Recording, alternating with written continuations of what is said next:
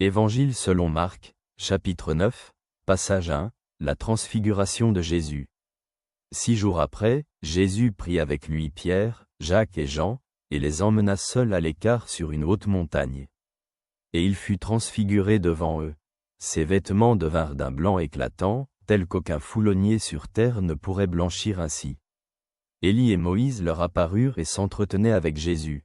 Pierre prit alors la parole et dit à Jésus, « Rabbi, il est bon que nous soyons ici.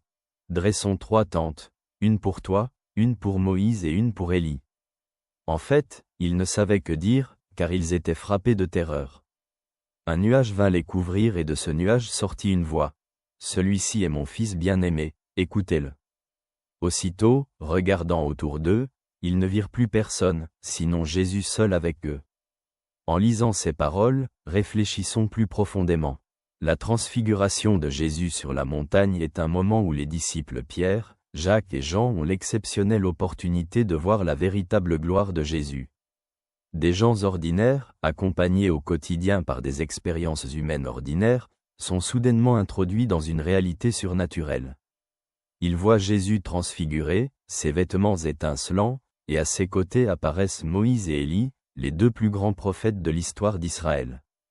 Cette expérience vise à révéler aux disciples la pleine nature de Jésus, son identité à la fois humaine et divine. Ce fut un moment où les disciples ont pu ressentir la présence de Dieu dans toute sa puissance, ainsi qu'entendre la voix divine provenant du nuage qui déclare clairement « Celui-ci est mon Fils bien-aimé, écoutez-le ». Pierre, Jacques et Jean sont effrayés et émerveillés, ne sachant comment réagir face à cette splendeur qu'ils viennent de voir. Pierre, incapable de saisir pleinement l'événement, propose de construire 3 tentes, mais Jésus n'a pas besoin d'être honoré de cette façon.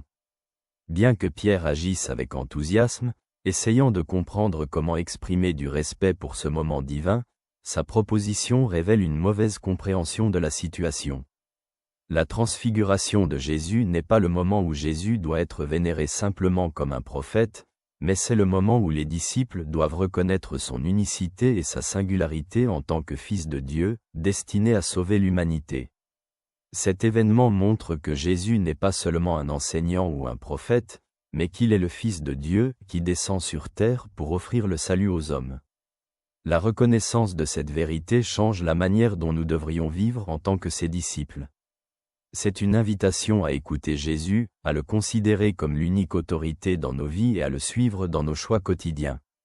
Aujourd'hui, tout comme Pierre, Jacques et Jean, nous faisons face au défi de percevoir la pleine nature de Jésus dans notre vie. Jésus n'est pas seulement une figure historique, mais le véritable Fils de Dieu, qui œuvre toujours dans notre vie et nous appelle à prendre la décision courageuse de le suivre. Notre foi, pour être authentique, doit être fondée sur une confiance profonde en Jésus et en ses enseignements. Comme Pierre, qui a vu la gloire divine de Jésus, nous devons aussi le reconnaître comme notre Seigneur et Sauveur. Je te salue chaleureusement, ton ami. Avec Dieu.